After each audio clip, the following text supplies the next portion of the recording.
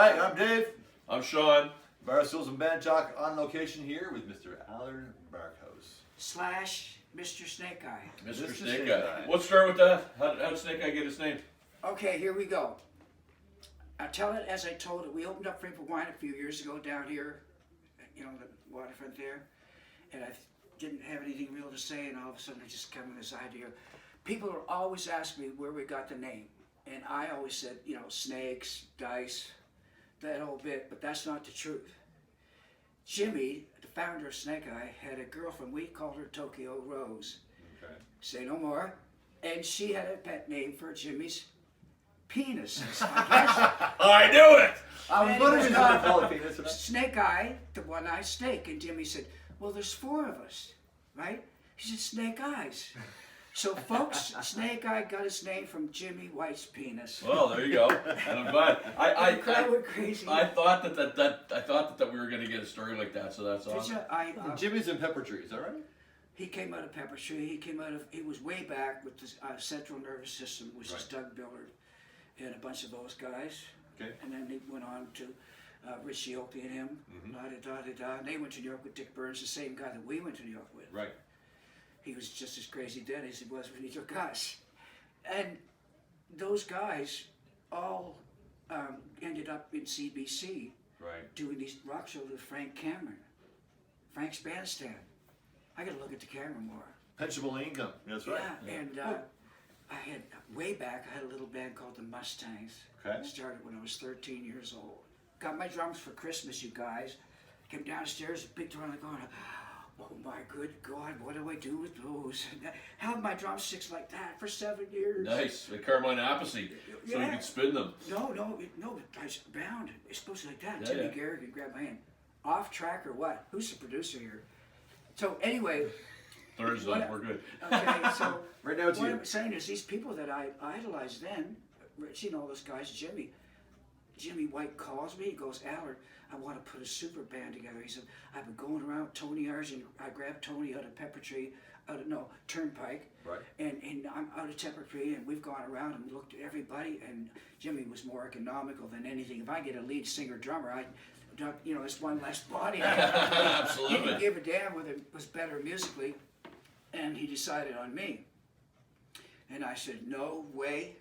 Langley Beach Crowd, probably one of the greatest bands this province has ever seen. Not the best players, but the clothes, the hair. We wouldn't play. There was an arena. The boys wouldn't play because there was nowhere to plug in their hair dryers. I thought that was so cool. We had a show. What year is this? In 1968. Okay. I had moved to Kentville to go to school there. And I had my drums. She had let me set my drums up in bed, and I'd play along with the Doors, Strange Days, and stuff like that. Still learning. I learned by playing along with records. Never had a lesson ever, except George Antoniak, 4 guitar lessons.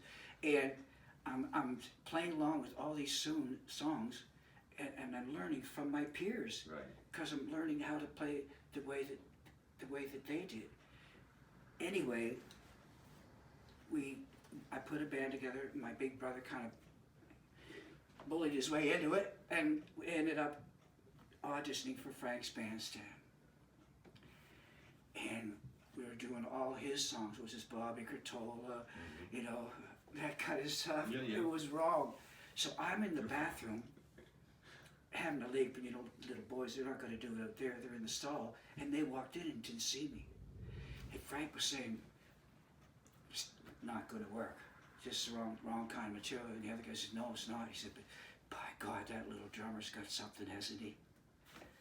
I said, Suddenly Snakeye. no, I didn't. I had no idea. I should have gone out and said, what do you mean?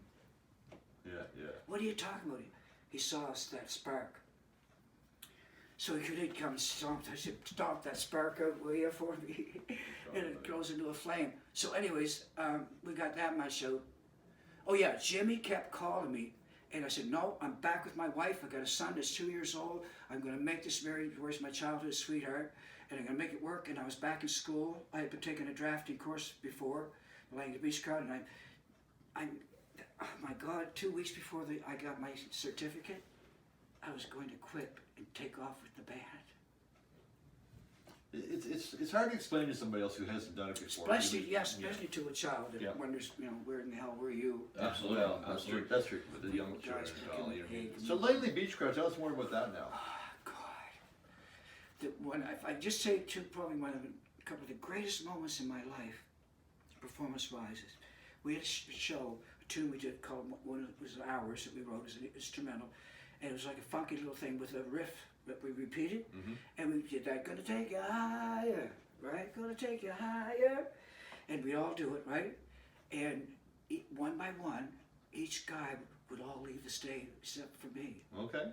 And I'd break down to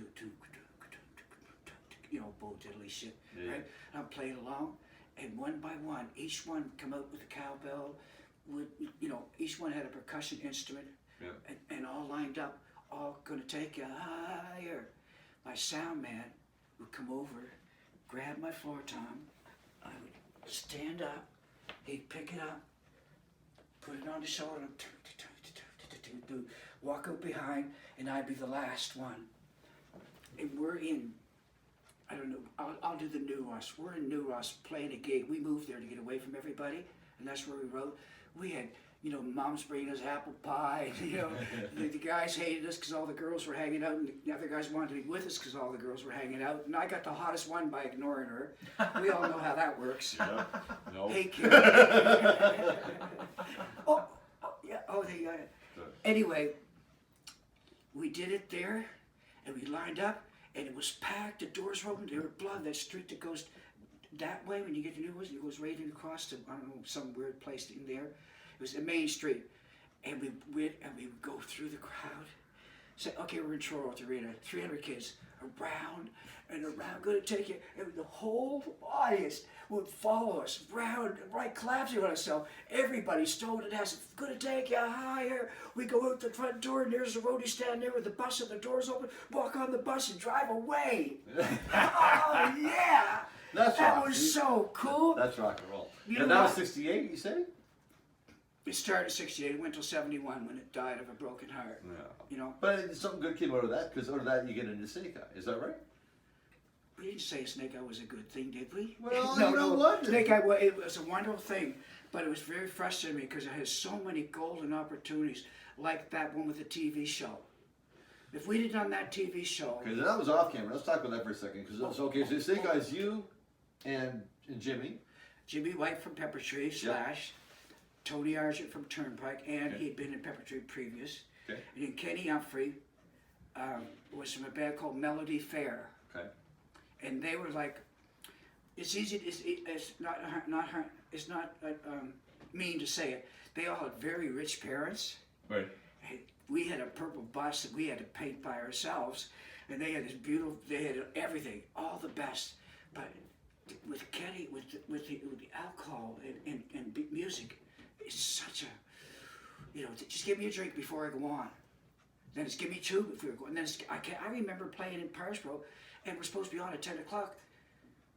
The night I wrote this song I'm going to play for you, we're playing in Lunenburg for the prom. Jimmy's backstage with a quart, remember the quart beers you used to have? Guzzling. In walks a commissioner. I'm going to have to take that. No, you're not. Yes, I am. No, you're not. You're not taking it. Look. Grabs it. And there, in walks the principal. What's going on? My line is, they had music playing over the system before I even had my drums down. Out, wet snow, boys are drunk.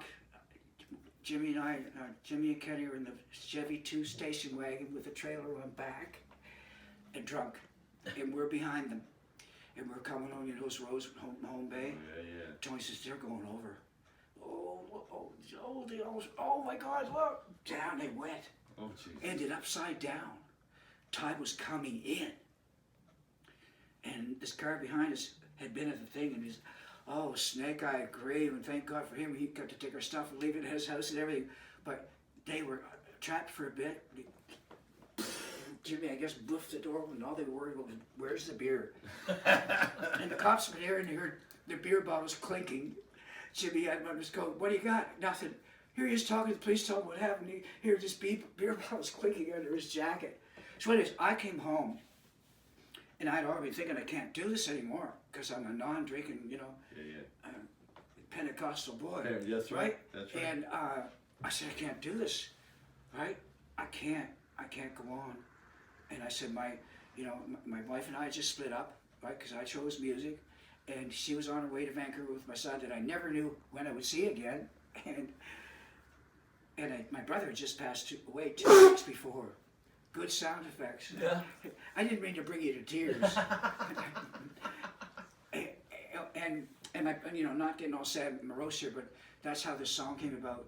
And my brother had just passed away and had a car accident. Right? Yeah. And 21, right, years old. And I sat down and I went, Lord, where do I go from here? Right on. And it took me 48 years to finish it. Wow. All I needed was one line. I gotta get out of this place. I'm counting on you. That's all I needed. And I met up with this Paul Harris, Gene, this piano player. Wait till you hear it before I go. Okay. Yeah. So that's how it came about. And I think for the biggest now we're getting more into me than we are into anything else. Listen, man, it's your interview, I brother. just can't believe it. A lot of guys can say it, but I didn't know what I had. Yeah. I had to go to Vancouver and get away from my friends. Yeah. When Well, I walked into Yale, the buddy said, I seen this guy play in Nova Scotia, and he sings his whole out every night behind a set of drums. I want him out. I want you out front at the Yale. And I get up, ding, ding, ding, ding, stand on shaky ground. Oh my God, I couldn't believe it. I mean, you're talking, all the big Doucette. Right. Comes up and he goes, my man. Anyway, I went, what? Really? Even Paul Arvin-Lightus, when he gave me my final ultimatum, you come out front, you come on the tour with us, U.S., right? Open up for us. You don't come out front, you don't go. And I went, I can't. My friends make fun of me, I don't know how to dance. So I want to ask you about that because, like, when Dave and I were coming up, Yeah. one of our first agents was Hazen Horseman. Right? Yes, everybody laughs when we bring that up. I laugh at a good guy, but guy. we had always heard about Allard, and we heard about Snakeye, and we heard the stories and stuff. So you're an amazing singer. You're an amazing drummer. I'm a drummer myself. I can say that. So when you started, was it out of necessity because you couldn't find either one or the other that you did it? Oh, here's how it happened. Okay. I got my drums for Christmas. Yeah. Oh, can you grab that picture right there, the big one behind? Yep. No. This one Yeah, here? that one, yeah, look. There I am. The little guy that's... The little drummer boy. I Look. get dark in the summer. Look at those beat up old drums. That's what I got for Christmas. Nice. This guy's Justice Campbell, eh? Doug Campbell, he's a judge. Oh, is that right? Look at my beat up set of drums. That was a parade drum with legs put on it. And this was an old snare drum, and I had my mic stand between my legs. So when you were going, what was your kit that you normally played? Like what? So what happened was this: I heard that this guy Doug Rust Davison, a friend of mine that I knew, got a guitar for Christmas, and I said, Doug, I'm gonna ask Mom, do you want to come over and play? Come up in my bedroom and play with me? Yeah, and I go, oh, you guys, I got it all. Don't you worry, I have got it all. I have got everything. What kit you got there now? That's an AOT kit. It's my it's handmade. I was there when he was painting them. Is that right? I watched him paint them. They're right over here. Tim got them. I Oh, pawned sorry. them. Oh, did you? Look at that with the embroidery on my jeans. How much? They're still over there? They're still there. How much did you pawn them for? Not very much. And he's got a collector's snare that I bought. So interesting. So if you could get them back, would you get them back? I don't want to play. No, but would you like to Let's have put them? a band together. I want somebody to play drums this time. Well, and want to no come up problem. front and get some congos. They're in a heartbeat. But if you could have that for it sings sentimental so value much. back, Pardon? would you take that back if you could have it back for sentimental value? Yeah. Oh, yeah. Okay. Well, let's just think about that. We lost one tom-tom. Yeah, I went into, when I got in Vancouver, when I took Snakeye to Vancouver, blew all my money from my divorce. I rented a house for us and everything, and this alcohol. Kenny hadn't had a drink for 6 months. This is way ahead when I finally went to Vancouver, but if I had known I didn't even consider myself a songwriter, and yet there's not a word, not a melody, not a line on any of those songs that's not mine. And there's heaven, there's a, no, not that chord. Yeah, that chord. Yeah. Right? Yeah. Or can you go do do like Shape Up was do do diddle do do do diddle do do diddle do do do. You heard it in your head, yeah. Yeah, I heard it in my head. Yeah. And things like that. And so now I got 12, 13 on George and Tony. I said, Allard, I don't care what you said. I loved all your stuff. The stuff that you're doing right now is so on point with message, you know. Like, you know, just there's one line goes, yesterday's gone and I can't find tomorrow. My heart breaks, but I still smile. Because through all the pain and sorrow, it's still going my way. Yes, it's going my way. Everybody, my whole life, get this straight. It's never gone my way. Ever. Well, let's talk about that a little bit then, to be honest, because I mean, we know, and listen, your story, brother, it breaks our hearts because it's another maritime story that so close, so close, so close. So tell us what the first break with success that, it was the New York trip you're talking about earlier? No. The first, well, that Frank Cannon, you know, if I would all, you know, I never told those guys ever. I think that George doesn't even know yet. I never told not one of them what they said, because I thought they'd be jealous or say, figured that's always been my friggin' problem. I hated ego. You know, I finally realized when I get with somebody and I can't just get together with them, I can't do it. It's usually ego, right? It's usually someone's running on ego, and when you're running on ego, it's a game over. That's what my new song is. You with your greed. Here's my new tune. I might try to play it. You with your greed and your vanity, just look what you've done to me. Just think what you could do if you only wanted to. Is that not contemporary? You could change. Oh man, it's really well. I love it. I could see the fool on the hill, the Beatles. I could see the fool on the hill. He's standing there still. He hasn't learned a thing at all. The rich people, and they never will. Yes, they're up there and they see it all. Everything that we do, all the heartache and misery, all the things that you do to me. And I could have the Queen on there riding around her. I thought tonight, would I be blowing off the fucking church? And the first thing I showed on TV was a fucking Queen riding around surrounded by gold. Can you imagine? Here's what I want to do for my, you guys. So all right, we'll remember back a little bit. Okay, let's remember back. Okay, Just one thing. So I called my friend Doug up.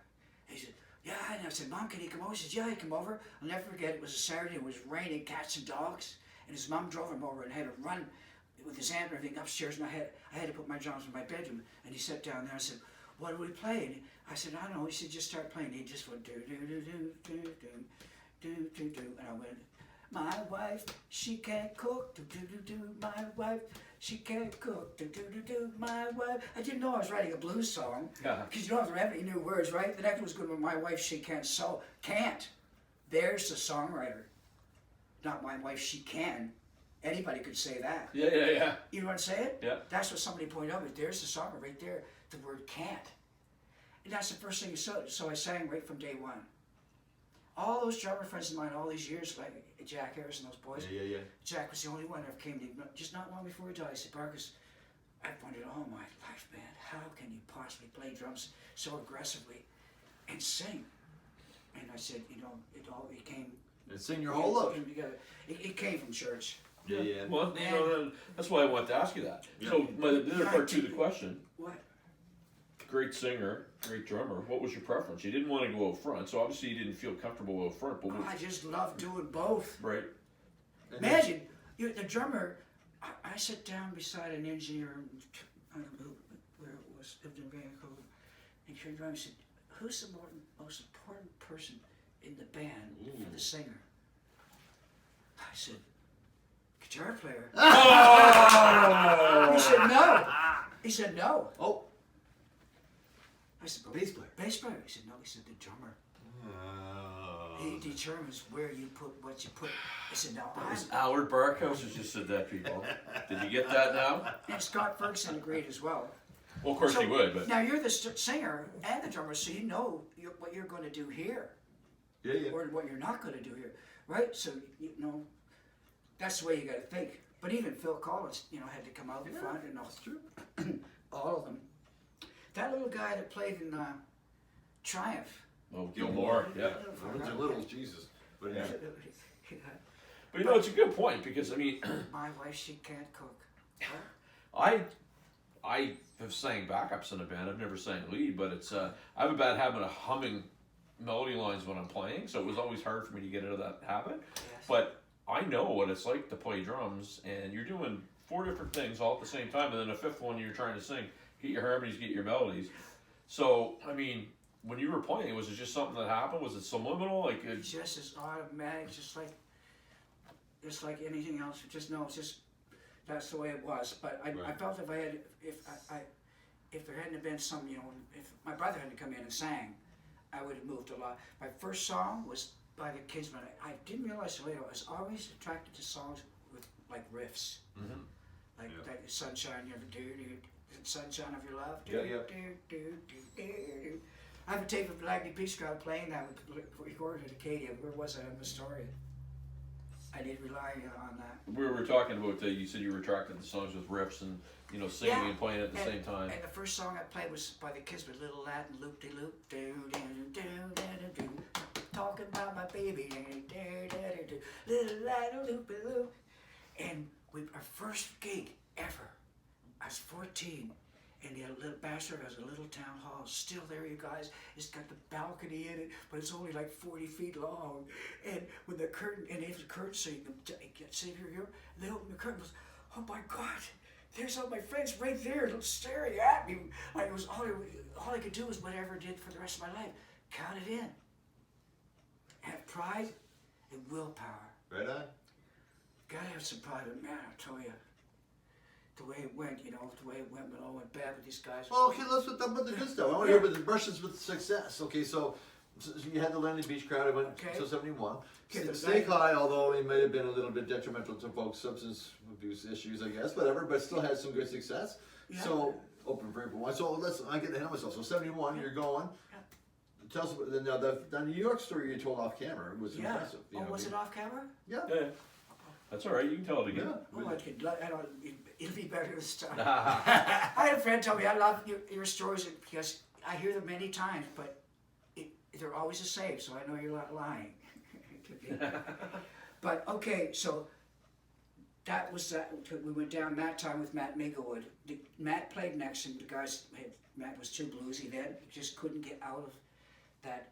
He never did. No. You know, and so Dick just needed to try to write songs that fitted him, which he wasn't able to do. So Dick got his all-noted joint. So anyways, he took Keith upstairs to sign a contract. It was a 1-year contract with an option for 2 years. After that, album with 1 single only. And they went up, and Rodney, God bless his soul, was 15. And they said, we have a problem. They had just brought a band in from New England, and the young fellow was underage, got busted for coke, and their parents sued Columbia Records. So they said, it's okay, we need a so there's no need to look at the camera right now? Is it, okay, Yeah. I'm trying to include the people. So, there's no need to what? What was I saying? The kid was underage, 15 years old. No need to Yeah, worry. we're going to get a special contract drawn up, and his parents would have to sign accepting responsibility for him while he's in the States under our employment, blah, blah, blah, blah, blah. And we knew that Rodney's parents would no problem whatsoever. And Dick got downstairs and he got his nose all in joint and was feeling bad about Matt. And he says, we had a room at the Albert Hotel. 100-year-old cockroaches in the basement. You gotta tell them, I gotta tell the ugly, you know, like the drink, you gotta tell all because that's part of every rock and roll story there is. Yeah. Ozzy Osbourne had that tune, Paranoia Will Destroy You. Yeah. What a great time to put that out, mother, you know, what a time to put that out, hey? Paranoia will destroy you. Bad for your immune system. Anyway, he says, he knew some people at the biggest agency, EMAC, the largest agency in the world. They brought the Beatles and the biggest, he calls them up. And he says, is Bob Morgan in? Oh, he asked us to listen on the other line to show while we've been paying him $150 a week where my kid is starving for food. And he won't pick you up hitchhiking on the way home because he doesn't want to be pressured to pick me up even though it's a snowstorm. And I got to be home before my kids get up. That's how bad it got. He called him up, said, is Bob Morgan there? Yes. Who should I say is calm? He said, tell him it's Richard. No, he said, just tell him it's Dick. Dick, how are you, man? What's going down? You know, the whole bit. Lord, what happened with you and Don Denny? You know, I guess he's got some puppet show or something going on, or whatever. I don't know what he was telling. And it wasn't that, 'cause it was too early. But he asked what Don Denny was doing, because they had the Halifax 3. That was a big, second only to the Kingston Trio. He showed me a poster for John F. Kennedy. 14 folk bands. Kingston Trio, Halifax 3.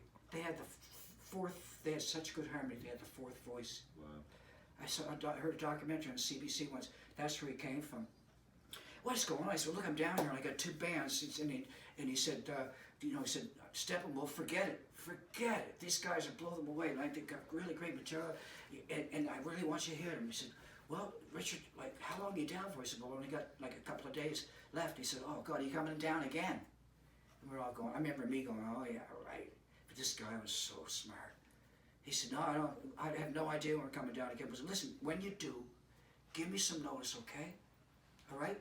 Hey, but Richard, man, love you. Good to see you're still working. I said, Richard said, okay. And I thought, he's going, what? And he goes, oh, Bob, yes. Before you go, my friend, I want you to remember one thing. No, this is how psychological he was. He knew he was going to say 2, but he goes, I want you to remember one thing. No, 2. What's that? This is the name of the band. One's called Moon Mingalud in the Universal Power. We were called the Atlantis Symphony down there. Because you're going to kick your motherfucking Jewish ass all over the city, buddy. Because you had the first chance here and you ain't got time. No problem. Wait, hold on. How about tomorrow at 2 o'clock? I swear to you. In his office, I'm sitting there waiting to go on. And the secretary says, oh, look at these guys, man, they're in Bob Morgan's office. Boy, they've got their gear in his office. Sitting around in his office playing. And they thought we were somebody from, outer space. I guess we were for them. but it flipped out about both bands. Loved the material, made everybody feel all warm and fuzzy. And I was going, oh my God, don't do this. Because the guy said, go home. Oh, they said to go home and give them about 5 days. Call back and had everything arranged for us. Right. That's all we had to do. So he says, forget about Columbia Records, go home, Dick. I'm going to get you an audition with at least 3 or 4 record labels. We came back and played for 5, including Apple with their little... And they all liked us, but Warner Brothers, and they didn't want, but it was just when they were going from live auditions to tapes. They wanted the tape. Where do you get a tape in New Russ, Nova Scotia? We haven't. We got it. Steve's got it. I got it almost ready to put on. And we went back 3 more times and never got it. Whoa, we get home and I kept bugging. He even told me, he used to do this. Put his thumb against, well, get that guy away from me right now because I wasn't supposed to interfere with anything. He said, Dick, today's the 5th day. You gotta call him. Never called. After it was all over, he called and the guy said, no, I think that we're going to pass, Richard. But I hear you had a really nice. I hear you did you have a nice fit there the last time you were down there? Did everything go well for you, Richard? The people that the agency called when they called all the records, they called Columbia. Here we are talking about a deal.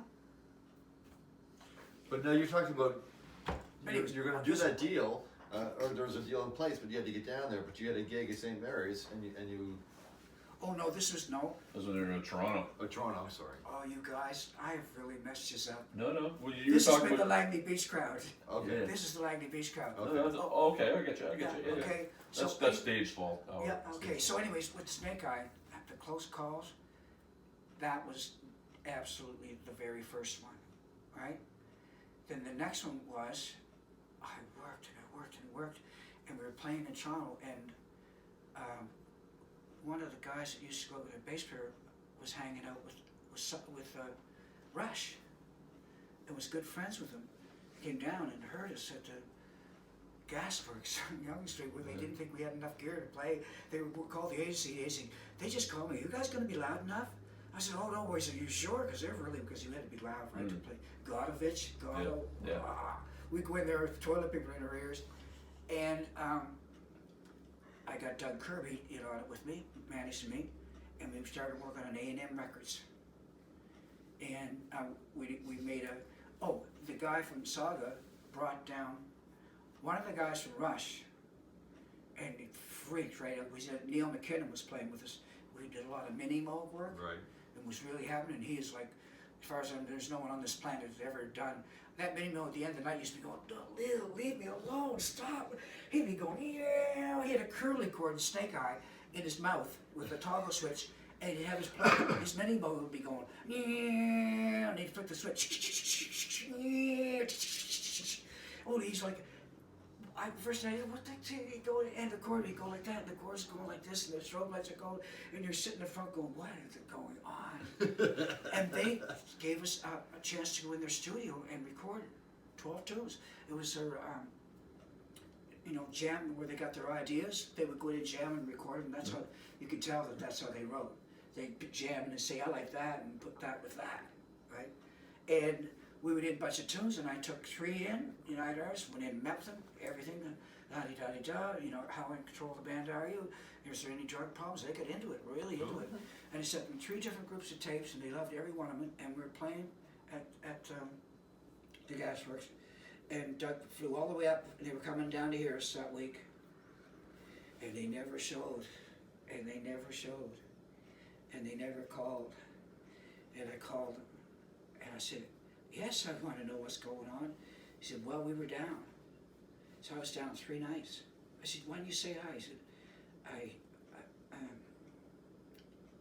don't know, he said, didn't feel the need to or something. He said, it came down the first night, and everybody's happening. You got your black guy with a chain around the neck with a plug from a sink. He had those plugs for the bathtub hanging from his neck. He was from Rochester, brother, we called him. He came up here, man. He fell into a wonderful thing, He just loved being here, but we had to let him go. They came and took him right off the stage. It's a Misty Mood. I'll call you when you get back to New York. It'll be all right. Bye. Oh, it was crazy. Right off the stage for Misty Mood. Anyway, he said, I told some people, and I brought him down next night, and I told him, what happened? Your guitar player looks like he just absolutely doesn't even want to be there. And the guy had this blue jean thing on with a zipper down his belly button. He's got it all torn up, and and the other guy, what's going on? He said, I can't have that. And he said, I can't. He said, it was like that. I came again. He said, you and little Keeler, every night you're doing things, but how can I take that on? He said, I never found out till about 8 years ago what was wrong. They were doing bennies. No, okay. They 3 of them were staying up all night. I come knocking on the door, hey guys, we got to hit down for the gate. I just barely went to bed. And that was the night it came. Oh yeah, and then the last one was with Jim Sandelis from Port Hawkesbury, the Buccaneer Lounge. Mm-hmm. He wanted a band with a recorder because Terry Penn and Jay Jackers had Matt Minglewood, and he wanted one. So I had all set. He was really worried about, bands are so flighty, but he knew I was consistent. Had them all set to back me up. Russell Brennan had it all done. Right. And we were playing his bar, and I went to pick up the guitar with a note. I quit. We had to be there for 10. And you can't pick up just anybody when you're playing, 70-80% originals. That's right. So I went and said, we got to go and do it anyways. I knew Neil could pull it off with his mini-mo. And we said, what's going on? And I tried to say, the guy's sick and he can't make it. And, I can't have this. He said, then finally said, well, you can play, but I'm taking money off your pay. And I said, how about this? I said, if the crowds are down, you can take it off. But if they're not, you don't. The crowds weren't down, but he took it off. We had an argument. Gone was the deal. And then the third one was Russell Brennan, who finally helped me out. Thank you, Russell. And we did that Shape Up album in the studio. It's older. While he's moving it. It's Solar Studios, right? Yeah. Yeah. Yeah, downstairs. Yeah. I was like, give me one more day. One more day. Oh no, we got to start moving across the street. I wanted to finish it right there, but they took it. Oh, I got to show you. In my box, I'll show you a copy of each of those albums. Yeah, we'll do that when we end up here. Yeah. So I went in there, and I had this really professional guy from New York, Keith Coffin's cousin, used to be the engineer in Columbia Studios, but he was retired. I had it all set to do it, and he asked me to send him a list of equipment, and he said, Allard, there's no way I can't put my name on that. You got a Soundcraft board? Come on. You know, they're great for on the road. But Yeah. Anyways, I plowed. I remember the last day we were down to mix, I had no gas. I had to go into the gas, put 96 cents and say, oh my God, my wallet's at home. Yes, I did. Remember that one? Yeah, we all did that. And then Harold, bless you, Harold, gave me some money for gas. But I got across the road, but just never got the mix back. Oh, so ended up getting Ralph Cole from Lighthouse Yep. Okay, yeah. to come down. We just blew his mind. Like he said to me, he said, did I hear right out? He said, I told your bass player that rehearsal tomorrow's at 1. He said he can't make it because he's got to do a wash. He's got to wash his clothes. I said, that sounds right. That's yeah. Here he is, the album that you've all. I had 2 guys quit on me in the middle of it. I had one guy in the Misty Moon. We were playing at night and recording the day, and we had one part to do. I'm coming home, which and the solo that he did. This guy could just play, but he got bored. He was so good, and I said, okay, tomorrow at 1 o'clock, finish it up. Tomorrow 1 o'clock, he doesn't come, and I had 3 hours booked. So Harold said, you got to do something. So I tried to sing, and I was so bummed out. Next night, I said, wow, you can't do this. Okay, I'll be there tomorrow. Tomorrow, no show. So he came through the door of the dressing room. I freaked out and had him on the floor. Because this is the same guy that, I quit on the door. But I think 4 times altogether. Pretty forgiving guy. And Is this Cedric? Terry meant, no, this is the Snakeye that was on that album. Okay. The last Snakeye. Yeah. And Terry Penny Jazz comes through, Allard, you play. And oh yeah, everything's all right. And we went in and played. I was just in tears. I went into the bathroom and said, Lord, please, dear God, get me out of this band. Get me away from this. I got to give up on it. I can't. It was the songs that always mattered so much to me, because they're just such, really great songs. That's a long. So 71 to 82, Snakeye went. Is that right? No, 80. 80. Okay. Yeah, 81, but it was pretty well done. The last Snakeye, I said, I'm going to get all new young guys. And this guy, Robert, was going to help manage me. He said, I know these guys in PEI, Ronnie and Marvin. Yeah. Yeah, we covered that. Yeah. We talked to Marvin, we brought that up. Yeah, and they went, and they came over to the Peter Pan. I gave them the album, they learned some songs. And they were so excited and so nervous, their friends all knew all about it. And now they won't even speak to me. Like there's some kind of, see what I mean about, hey, I ran into them down, I was playing a double bill with them down there. Hey, Martin, how you guys doing, all right? It was like, hey, I'm a star now, whatever. So anyways, we practiced all summer long, right? And I told them we're moving to Ottawa. I got a record distribution, Fine Lines Records. All set up, going to live in Ottawa, travel all over, we'll come home. Yes, but Marvin, they'd never been away from home. Right. And we played a couple of days, and we were playing in Sherbrooke. And it was last night, and we were all packing up, and poor old Drew, God bless Drew, his head just spin. He didn't know what happened to him. He's in the band, and all of a sudden there's no band. And he says, Marvin's quitting. And I went, what are you talking about, man? We rehearsed all summer, I got it all together, and it was good. He said, yeah. And I went, what? Marvin? He said, yeah, man, I'm gonna go home. I said, you're gonna go home? Yeah. I saw my mom, and I'm just gonna go home. And Ronnie goes, yeah, I'm gonna go home too. And I said, I said, well, I thought for what? I said, everybody's going home. I took them to the Montreal train station, gave them the money, and then gave them $50 each for something, and dropped them off, and headed to Windsor to join a band that was going to go to California. Remember a band called Taboo, Victor Deceased, where you should tear the clothes off the poor Julie in the show? His guitar player was from California. His brother played with Herb Albert. he was quite well known. And Doug Kirby, when he heard what was going, he said, "Listen, the guy's he's got a bass player, but he needs some drummer." He said, "Windsor, Detroit, it's just a obstacle. Yeah, skipping a jump. Go." I said, "Great, I'll go." And I'm not considered going to be. I'm just going to be a drummer, singer. I want nothing else to do with it. Oh my God! I have to sleep. I'm lying there sleeping on the floor in the basement, with a blanket from my drums, from my pillow, and I'm looking up at holes in the ceiling where the bass player got pissed off. Bam! This bass. Excuse me, everybody, and they're gangbanging this poor stone, out of her mind girl in the living room upstairs. And I realized I was in this badass biker's situation that I don't want to be. And it wasn't going, the rehearsals was just a big argument. Everybody was super good, you know. And I said to him, "I'm out of here." Didn't matter at all. Didn't matter at all. And I had my roadie, Keith, one of those roadies, right? And I said, "Keith, I'm out." He said, "Holy God, man!" I said, "What's taking Barkhouse so long? Why is he putting up with this shit? He's a perfectionist crap." I said, "You got the chalk, you got the gear. Here's where I am in Toronto. Call me when you get there." I'm out, gone, and get my car and went, and that was it. Then I got a call from Roy Young from oh God, what's that band? Oh Jesus, they played so many times at the Miss Moon. Roy Young was the piano player. Ugh, the tall, skinny guy from Elton John. What? John. Yes. He was putting a band together and he wanted a drummer, 11-piece band. So I went down to the agency there, guys from the Guess Who, and I work in this big office and all these guys here.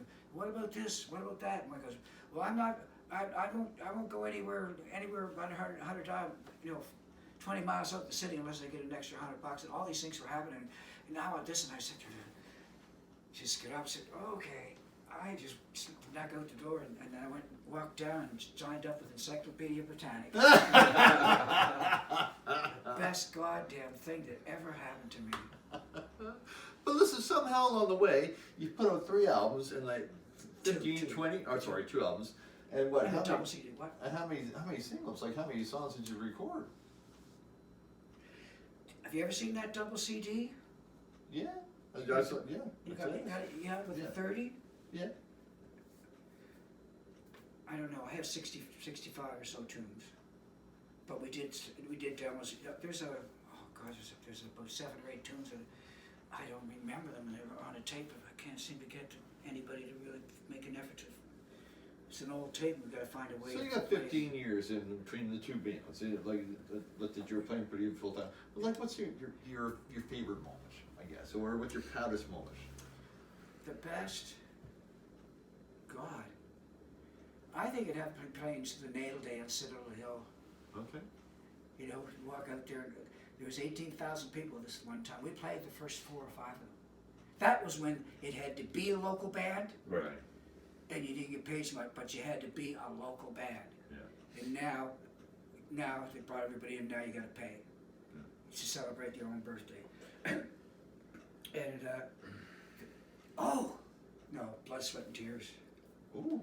I couldn't eat the whole week. I was going to school in the daytime and playing, living 2 lives. And Skippy got a skate, opened up for Blood, Sweat, and Tears to Hell. I have the picture.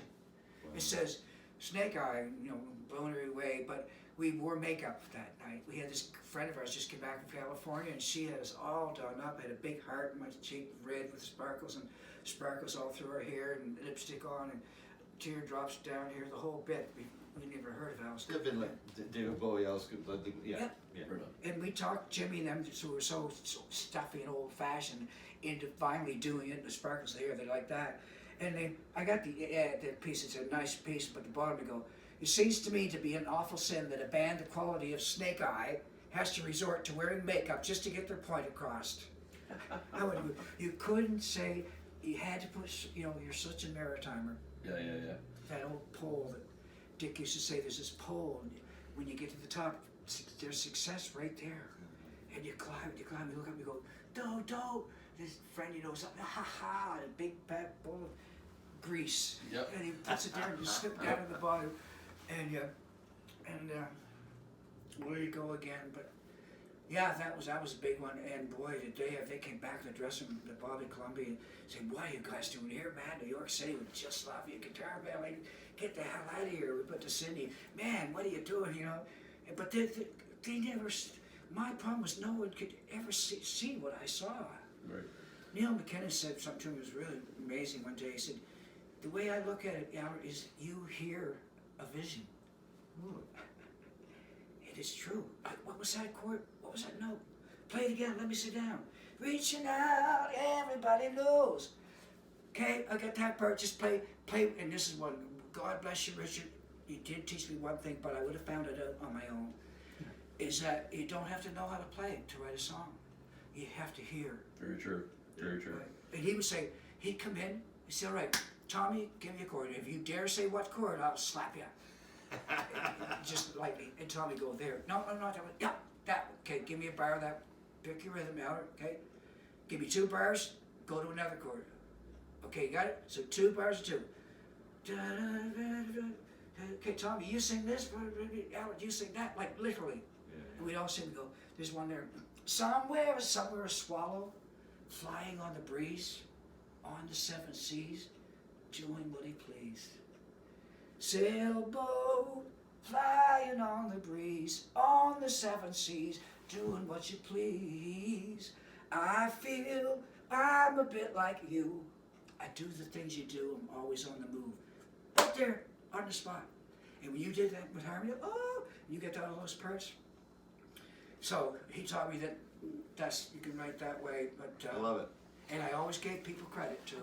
Right on. So the most inspiration thing, I don't know, Steve told you, about 2 months ago, Johnny calls me up and says, "Allard, Really? Johnny, like, one of our tunes is in a movie." No way. He said, "Yes, it's in a movie called Bull."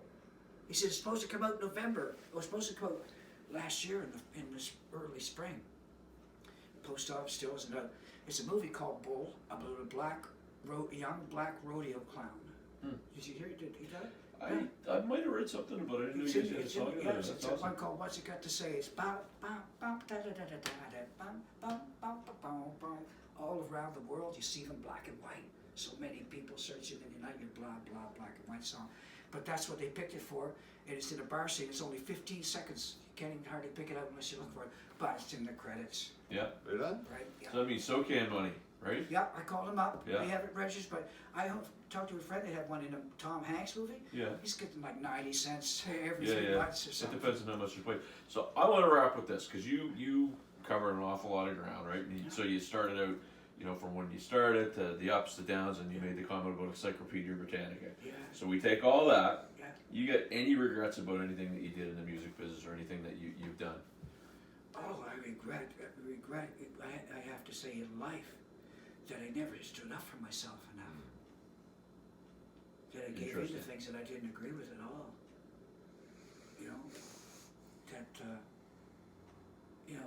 Somebody walks out to you once, twice, 3 times, but you don't let it happen 4 times. Right. But you keep thinking, this one particular guy, I'm delivering pizzas here for a while, and this car is following me in this rainstorm, flicking his light, and I call him this guitar player, and he says, "Let's go for a coffee." He goes, I was playing a while back, I was sitting in New Glasgow and listening to the local station, and Reaching Out came on, he played on it, and he said, all of a sudden it hit me. I said, "What?" He said, "I realized what you were trying to do, and I should have slapped him right there." Like, "What are you talking about? I told you what I was trying to do. You didn't want." Was it loyalty to the guys? Is that No, what it no, was? no, Because no. you said, and I love what you said. You said you heard the vision. And that's freaking cool. So like, I don't know what kept you down. Because if you were there, you saw the vision, you heard the vision, you were going for the vision. Was it the guys in your band that were kind of bringing you down? They didn't want to travel. They didn't want to do this. They didn't want to do whatever. Like, my friend was saying something the other day that would see, counselor and one of this trip about you're not supposed to blame people for stuff. yeah, that's fair. And I said, "You're telling me that somebody sticks a foot out and trips you, you're not supposed to blame them for it?" Right? Like somebody steals $10,000 from you on your deathbed, and I'm to fault, and it's my fault, right? So that put an end to that. Mm-hmm. But I never knew what I had. He didn't say come up front because you got a great, fabulous voice. He said come up front because you're the singer. I remember we were in the studio, and those three #1 singers, backup singers, were Diane Brooks, Rhonda Silvers, and Stephanie Taylor. They were from the Doctor Music Band, all those harmonies. And Keith brought them in, and they sang on this one called Someone, which I wrote when my brother was dying in a car accident at 4:45. I was writing it. It was all about why does God allow these things that are not right to happen, like this first verse about the farmer. And I just listened to the radio, said some farmer lost all his crops to a flood. And that's where the first verse, because the river is rising over the crops I've grown. Will someone tell me, did I do wrong? And they came in back and the guy said, who's that singer? They said, you sure you ain't black, boy? You sure you ain't black? And that was as close as I got. But that was as close as I got. But they said, oh my God, Allard, you know. When I was out there, when I get up and jam, I get jammed at the Yale. I play drums a lot too, and they'd be, oh man, I want to get up. I want to play bass when you get up and all that stuff. So I get up. I went to hear do set. And bass player, drummer, where the guys at jam. They said, oh, I hear him talking. I heard my name. Them looking down at me and waving. Then they go, Allard, you want to come up here and do a couple tunes and do set? And I go, all right. I got pretty bold out there and I walked up and I did a few tunes. And here's something you can all appreciate.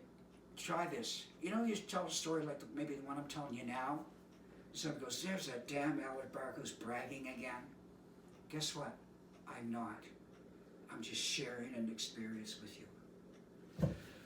You know what? That's a really good point. That's a really no, seriously, because you know what? We've got around an awful lot of people. Hard straight up. I'm going to try to say this. I'm going to try to say this with a straight face. But we've got around an awful lot of people who they tell these stories, and we hear, oh, you know, he's just bragging, he's just that. But I mean, you've done a lot of stuff. You're just telling the stories. You're not going, I'm bigger, better than anybody else. No, never. If I had an ego, I'd probably, you know, be in LA shooting up heroin. Maybe. But what I'm getting from you is What I'm getting from you is you're a guy that worked your friggin' ass off. They had a bunch of people that let you down. I gave my 100%. You had a lot of talent. It didn't work out, but you have these great stories that you know the people can learn from. And I don't think it's an ego thing at all. I think you're absolutely sharing what happened. It is true. So the reason I was saying that was.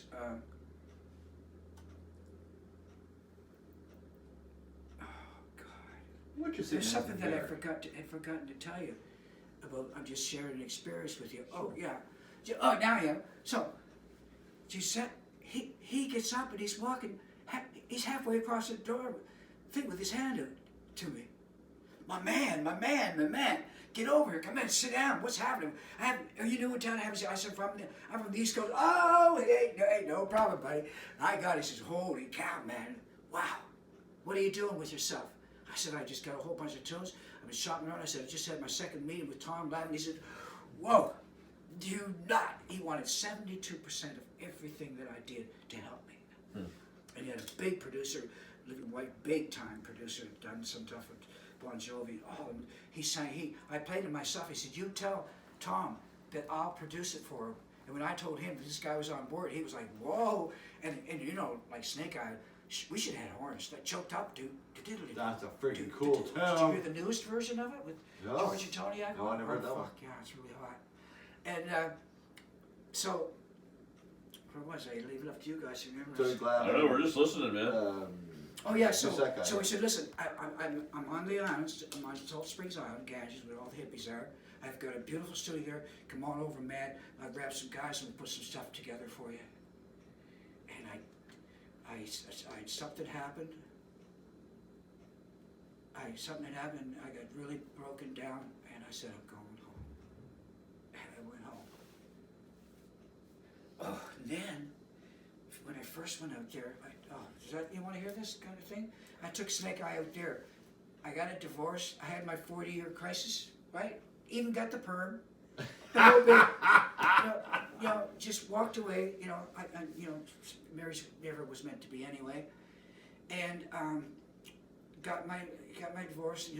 Split everything out way more than fair, even though my daughter doesn't believe it. Way more than fair. Split it up. Heading out there with some money in the bank to start a band. And I go out there and I got out there and I got introduced as agents. I'm going to take you around. I want to hear some of the bands that you're going to have to compete with. And I go, that's one of your best bands in Vancouver? And he go, yeah. And I go, all Okay, the plumber Bear. Now this is the one, and I want to say, you're fucking kidding me. Those guys couldn't get a gig in Halifax if they paid to play. When you got to play up against Richie Oakley and Matt Minglewood, you know, even Molly Oliver and, you know, Moldy Old Liver, and all those bands. Oh. You can't. We all throw that. We all throw that around. We all throw that around. I heard That a was name, I heard a name for you today. Oh, A friend of mine that I actually worked with, he used to work at Clancy's as a bouncer down there, and he said, we used to call him Allard Barkhouse. Mallard. Allard Barkhouse. Allard Barkhouse. There was what I was getting at. My biggest problem is I don't know if jealousy is the right word or resentment. I was resented for the drive that I had. I was resented. You know, I'll never forget, there's this guy, we used to call him the Fan. Everywhere we played, we always thought he was just a little bit off, but he was a happy off. You know, with the big Coca-Cola. Oh, he had the whole thing. You know, looked like that guy, you know, come along. I played for Buddy Knox's 60th birthday party, you guys. Imagine, I'm sitting there playing along, come on, be my party doll. That's what I used to play along to. Someone had said, Allard, someday you'll be playing for his 60th birthday party with the guys from the Powder Blues Band. And I did. Cool. Yeah. So anyway, So you said resentment, and I'm sorry. yeah, like it's been a really big thing. And this friend of mine, oh yeah, I hadn't seen her in 1,000 years. And I'm going in to do this a couple of years ago, and I look and see this well-dressed, classy-looking guy, a really beautiful woman with him, all really everything. Allard, Mr. Snakeye. And I go, yeah, it's me, the Fan. I woke up and, oh my God, her. And this guy turns out to be high executive, some big company making, you know, $180,000 a year, a lot of Americans, the whole bit. And he said, this is the guy, honey. See, now this is where I met. I am not bragging, right? Because it never really, I didn't really think I could be, that I did inspire somebody like that. I didn't think of it, you know. And he said, this is the guy that I told you about. He inspired me to go out there. He said, I go here and play, and every night he would give everything he got, every time I saw him. He said, I give him up. But you know what, Allard, it got you in trouble. I said, what? He said, oh, I took him out to the car, and I was playing, choked up, and then he was free, and he said, shut it off. Here, you know what? That passion you have and everything, people that were lesser than you took it for ego. No greater insult could there be, because what I'm doing, I'm as honest and sincere. Well, we as can tell that ever. sitting right next to you. Allard, it sounds to me like, and we'll wrap on this, because brother, we can do part 3 and 4 and 8 and 10, 15, doesn't matter, but we have X amount of time tonight. It looks like your ambition outgrew the Maritimes, and your story is not unique because there's a lot of folks who are just like that. Yeah. It just seems like you were trying to drag people along with you. That's what I'm hearing. Yeah, that's what it always was. Okay. Come on, guys! Like Jesus, we got a television show, we got a record out, we Yeah. got a biggest company, one of the biggest companies in the world, wanting us, and everything there at our doorstep. And it was like, you know, I hate using names. I'll say the guitar player had given up. Here's how it was. When Jimmy called me, and he called me up and he kept bugging me, and I said, no, I don't want to play anymore. I'm going to give my family and wife a chance. And of course, he said, Al, he said, you got it, man. I got Kenny Humphrey, and I love Kenny's playing. He's left-handed. I thought him and I would be the base rhythm section the whole world would want to play with.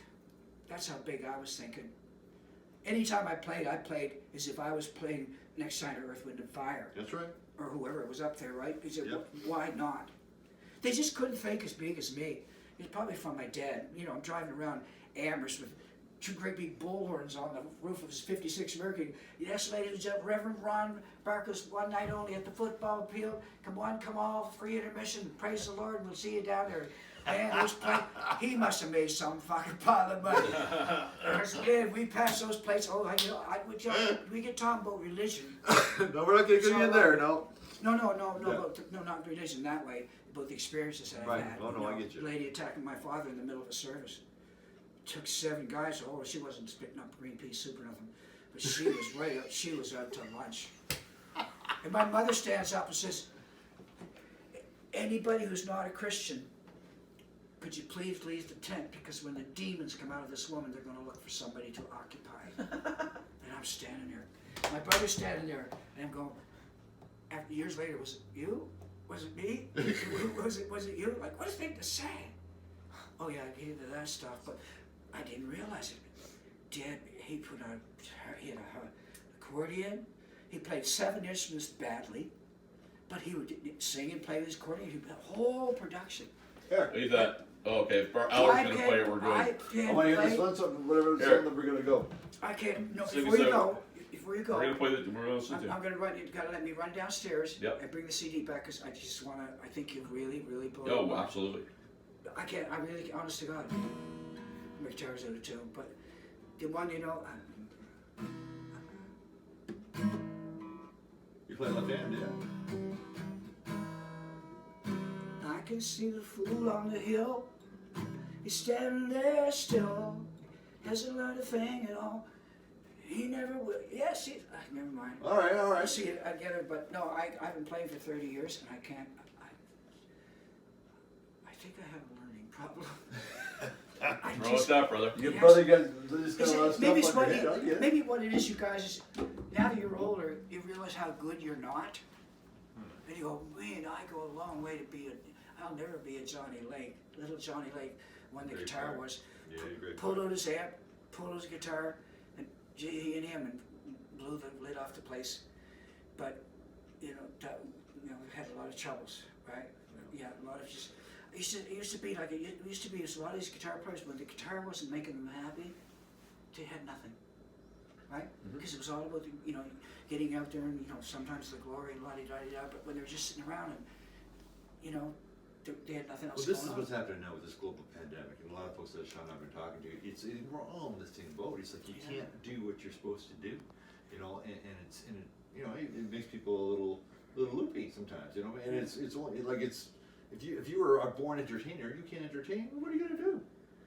Fair enough. I just said, guys, this is kind of thanks.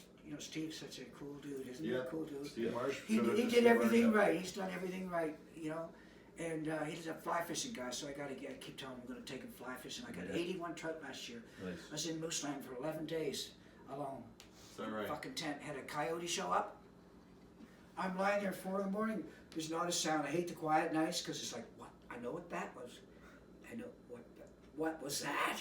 What was that sound? And I'm lying there, and the tent's right there. And coyote, 2 coyotes right by my tent. And I'm sitting there, my heart's pounding. I got coyote spray and an air horn. And here, and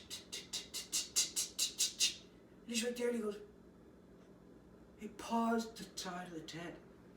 So I rolled out, got my air spray and everything. I got over it, and I knew it. I got the tent undone, and I was gonna jump up.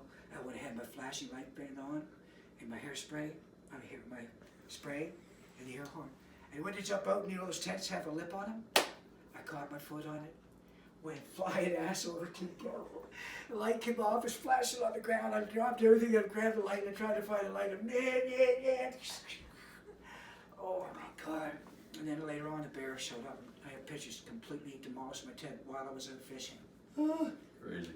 Anyways, that's off We're track. gonna wrap. See, okay. You're gonna get us that CD. See, I knew I burned you guys. You guys have No, burned not at up all. before But me. we want to thank. We're gonna come back for a couple more parts because I sense there's a ton more stories. I'd like to put a nice little band together, playing cover tunes, right? I'm in. Really good quality ones. And you know what I want to call it? Group therapy. I'm definitely in that. You got it. Your wife got you down. Corona got you down. Come on over some group and lighthearted. When I tell people that, they laugh. I go, "That's the name." I wanted to call that the name. Well, we get Allard over for live a day so. Yeah, absolutely. Maybe you Come can over. help me. Now, what we've done this before, like at my house. I know like, we know each other from somewhere. Yeah. But you're not 72. I'm 72 years old. Yeah, some 2 years young. Well, we do a jam over at Dave's house. We'll get you over. And Right, yeah, sing some songs. Yeah. we're talking about getting Pam Marsh over there and all kinds of things. Camp, yeah. Pam and I had a little fall. That's all right. We'll settle that. But you know We're what? gonna wrap. Let me go down and get that thing. We'll take a break. You Then can the have next that. All right. part, the next hardest part. Do you have a CD player in your vehicle? No. Okay. That's Okay, a wrap, now guys. See you next Yeah, time. that's a wrap.